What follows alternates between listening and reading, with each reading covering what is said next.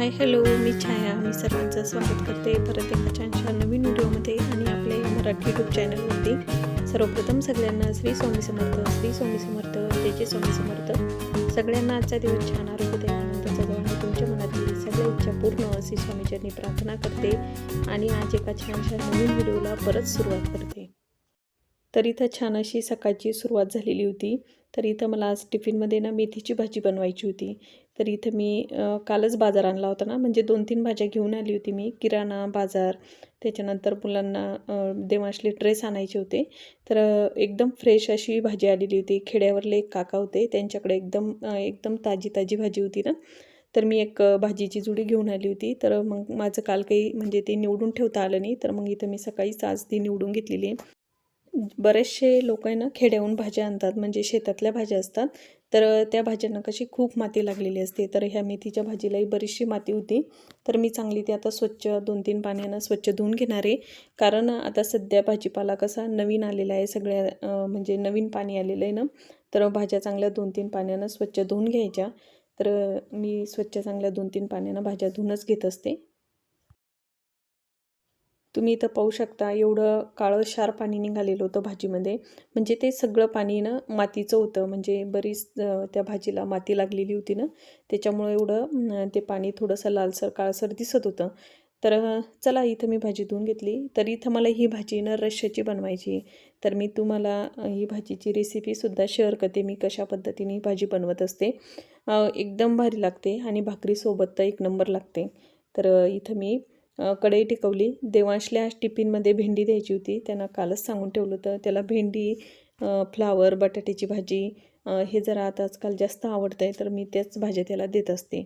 तर इथं मी पहिले ना चांगले 2 मूठ शेंगदाणे कढईमध्ये टाकले. म्हणजे थोडेसे मी ते भाजून घेणार आहे. त्याच्यानंतर इथं एका साईडनं भेंडीसुद्धा मी कट करून ठेवलेली होती. आणि ही जी मेथीची भाजी आहे ना, तर याच्यामध्ये मला मिरची टाकायची होती हिरवी. तर इथं मी मिरचीसुद्धा स्वच्छ धुवून घेतलेली आहे. तर इथं मी सगळं ते व्यवस्थित भाजून घेतलेलं आहे. म्हणजे शेंगदाणे आणि मिरची चांगली भाजून घ्यायची, त्याच्यामुळं काय होतं भाजीला खूप छान चव येते. तर ते सगळं भाजून झालेलं होतं. तर मी इथे एका प्लेटमध्ये काढून घेतलेलं आहे. तर ते थंड होऊ देते आणि नंतर मग मिक्सरला मी ते एकदम बारीक पेस्ट करून घेणार आहे. तोपर्यंत ते थंड होईपर्यंत ना इथं मी मेथीच्या भाजीला थोडीशी फोडणी देणार आहे. इथं कढईमध्ये मी थोडंसं तेल ॲड केलं आणि त्याच्यामध्ये थोड्याशा लसणाच्या पाकळ्या टाकल्या, म्हणजे जे तुकडे असतात ना लसणाचे, तर ते ॲड केले. थोडीशी हळद ॲड केली आणि लगेच त्याच्यामध्ये मेथीची जी भाजी आपण स्वच्छ धुवून घेतलेली होती ना, तर ती भाजी लगेच त्याच्यामध्ये ॲड केली. आणि ही भाजी आपण जेव्हा शिजायला टाकतो ना, तर त्याच्यामध्ये मीठ जरूर टाकायचं, म्हणजे त्याच्यामुळे ना त्या भाजीला खूप छान अशी चव येते. तर इथं मी थोडंसं मीठसुद्धा ॲड केलेलं आहे. तर इथं तुम्ही पाहू शकता ह्या पद्धतीनं मसाला मी म्हणजे काढून घेतलेला आहे. त्याच्यामध्ये खूप साऱ्या लसणाच्या पाकळ्या घेतलेल्या आहे, जिरं घेतलेलं आहे आणि जे भाजून घेतलेलं होतं आपण शेंगदाणे आणि हिरवी मिरची, ते सुद्धा त्याच्यामध्येच ॲड केलेले आहे. तुम्ही याच्यामध्ये सांबारसुद्धा टाकला तरी पण चालतो, पण मी काही टाकत नसते. तर इथं मी ते वाटण म्हणजे मिक्सरला बारीक करून घेतलं. त्याच्यामध्ये थोडंसं पाणी ॲड केलं आणि जी भाजी आपण कलसायला टाकली होती, त्याच भाजीमध्ये लगेच मी मिक्सरला ग्राइंड करून घेतलेला मसाला ॲड केला. तर इथं तुम्ही पाहू शकता इथं ही रश्श्याची भाजी बनवून तयार झालेली आहे. चवीलासुद्धा ही भाजी अप्रतिम लागते, खूप छान लागते. एका साईडनं लगेच इथं मी भाकरी बनवायला घेतलेल्या होत्या, कारण या भाजीसोबत आहे ना भाकर खूप छान लागते. तर इथं मी पटपट अशा 3-4 भाकरी बनवून घेतल्या. तर इथं आज असा सकाळचा स्वयंपाक होता. छान अशा भाकरीसुद्धा टम्म फुगलेल्या होत्या. तर चला इथं माझा स्वयंपाक बनवून तयार झालेला आहे टिफिनसाठीचा. तर मला आता देवांशले उठवायचं आहे. तर चला मी त्याला उठवते आणि आज त्याच्या टिफिनमध्ये ना मी राजगिऱ्याचा लाडू देणार आहे. कारण राजगिऱ्याचा लाडू जो आहे ना, तो पण खाणंच आपल्या शरीरासाठी चांगला असतो. तर मग टिफिनमध्ये तोच लाडू देणार. ते दोघंही स्कूलमध्ये गेले आणि नळ आलेले होते आणि सध्या पावसामुळं काय होतं आहे, पोर्च पण एवढा खराब होतो आहे, सगळी माती होते ना, तर नळ आलेले होते. तर मी सगळं स्वच्छ धुवून घेतलेलं आहे. नळ आले म्हणजे त्या दिवशी शिल्लकचे कामं होतात. तर आणि पण जेव्हा सगळं स्वच्छ धुतलं जातं ना, तर एवढं छान वाटतं. तर याच्यामध्ये एवढी इथं माती जमा झालेली होती ना, तर मी सगळी माती त्यातली काढून घेतलेली होती. आणि इथं तुम्ही पाहू शकता झाडे सगळे हिरवेगार झालेले होते. खूप छान असे झाडं दिसत होते. बाहेरच्या साईडनं जर पाहिलं ना, तर खूप सुंदर वाटतं पाहिल्याच्यानंतर.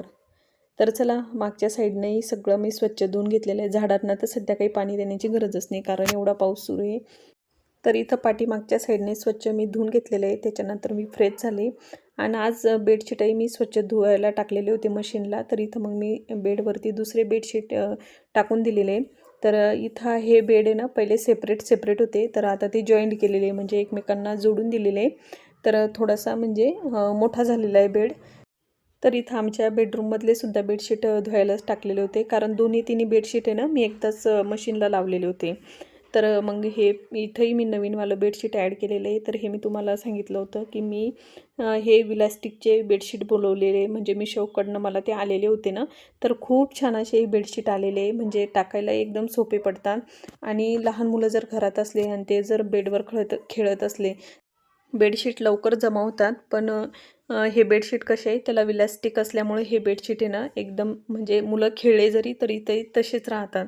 तर तुम्ही इथं पाहू शकता एकदम छान अशी बेडरूम वाटत होती. याच्यामध्ये खूप सारे कलर आहे ना अवेलेबल आहे Meeshoवरती. जर तुम्हाला कुणाला घ्यायचे असले तर तुम्ही मला नक्कीच लिंक मागू शकता. तर चला, हे सुद्धा माझं काम करून झालेलं आहे. आणि काल जे मी झाडं लावले होते, छोटे छोटे जे रोपं लावले होते ना, तर त्याला बघा एवढे सुंदर असे फुलं आलेले. तर म्हटलं चला तुम्हाला व्हिडिओमध्ये दाखवते. मी काल म्हटलं तुम्हाला की मी जेव्हा फूल म्हणजे उमलतील तेव्हा मी तुम्हाला नक्कीच दाखवणार. तर तुम्ही इथं पाहू शकता एकदम छान असे हे फुलं दिसत होते. आणि मनी प्लॅन्टसुद्धा तुम्ही पाहू शकता, एवढी छान ग्रोथ झालेली आहे मनी प्लॅन्टची. पावसाच्या पाण्यामुळं काय होतं, झाडं एकदम चांगले होतात, म्हणजे त्यांना एक पोषक घटकच मिळतो पावसाच्या पाण्याचा. तर त्याच्यामुळं झाडं खूप छान होतात.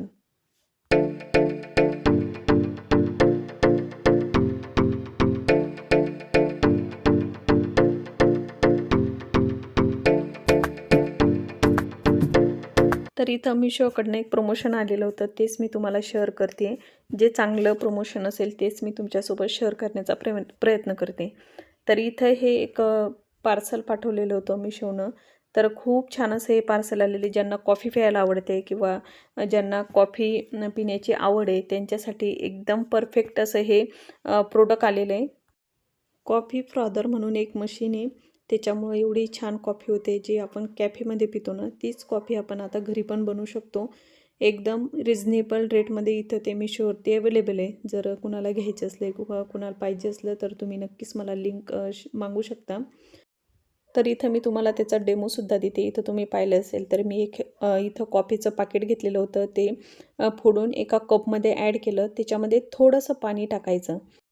आणि त्यानंतर हे कॉफी फ्लॉदर नावाचं जे मशीन आहे, तर ते तुम्ही त्याच्यामध्ये प्रेस करायचं. म्हणजे त्याला समोरून तुम्ही पाहिलं असेल, त्याला एक स्प्रिंग आहे आणि त्याच्यावरती बटनसुद्धा दिलेलं आहे. ते बटन तुम्ही प्रेस केलं म्हणजे दाबलं, कपाच्या आतल्या भागामध्ये ती जी स्प्रिंग असते तर ती चालू होते. म्हणजे तुम्ही इथं पाहू शकता एकदम परफेक्ट अशी जी कॉफी म्हटल्या जाते ना, ती घरच्या घरी आपल्याला बनवता येते.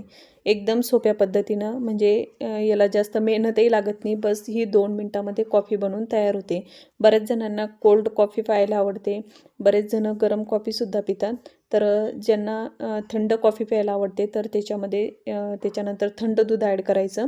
याच्यामध्ये मी थोडंसं दूध ॲड केलं. त्याच्यानंतर त्याच्यामध्ये शुगर पावडर ॲड केली, म्हणजे साखर पावडर, आणि ते व्यवस्थित मिक्स करून घेतलेले. तर इथे तुम्ही पाहू शकता, जी बाहेर आपण जास्त पैसे देऊन जी कॉफी पितो तर ती कॉफी आपण घरच्या घरी आरामात बनवू शकतो. बऱ्याच जणांना कॉफी रेग्युलर प्यायला आवडते. बरेच जणं रेग्युलर कॉफी पितात. तर त्यांच्यासाठी ते एकदम सोप्या पद्धतीने आता घरच्या घरीसुद्धा कॉफी बनवता येते. इथं तुम्हाला दिसतही असेल, जे बाहेर जास्त कॉफी पितात तर त्यांना माहिती ह्याच पद्धतीनं बाहेरसुद्धा कॉफी मिळते.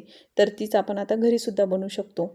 तर इथं मी तुम्हाला थोडंसं जवळून आहे ना हे मशीन दाखवते आहे. तर इथं तुम्ही पाहू शकता समोरच्या भागाला स्प्रिंग आहे आणि इथं हे कमी जास्त करण्याचं बटनसुद्धा दिलेलं आहे. आणि हे आपल्याला चार्जिंग करावं लागते, म्हणजे चार्जला लावावं लागते. तुम्ही जर एक दिवस अर्धा तास जरी चार्जिंग केली तर हे आरामात 8-10 दिवस पुरते. तर खालच्या साईडनं चार्जिंगचं म्हणजे ते स्विच दिलेले आहे, याच्यामध्ये आपण आरामात चार्जिंग करू शकतो. त्याच्यानंतर मग मी आरामात कॉफी म्हणजे एन्जॉय केली. खूप छान अशी कॉफी झालेली होती. मीही बऱ्याच वेळेस बाहेर कॉफी पिलेली आहे. जशी कॉफी बाहेरची लागते तशीच कॉफी ही लागत होती. म्हणजे खूप छान असं हे प्रोडक्ट आहे. जर कुणाला घ्यायचं असलं ना तर नक्कीच तुम्ही घेऊ शकता. त्याच्यानंतर मी देवपूजा केली. आज देवपूजेला थोडासा उशीर झालेला होता. तर आरामात म्हटलं चला सगळे कामं आवरून झालेले होते, फक्त जेवण बाकी होतं. तर म्हटलं चला आज थोडंसं निवांत अशी पूजा करूया. तर चला इथं मी सगळे कालचे जे फुलं होते ना देव्हाऱ्यामध्ये म्हणजे देवांना अर्पण केलेले ते सगळे पहिले काढून घेतले.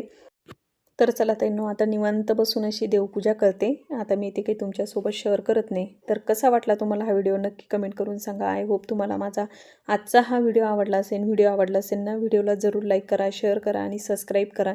भेटूया आपण अशाच एका छानशा नवीन व्हिडिओमध्ये. तोपर्यंत तुम्ही स्वतःची काळजी घ्या.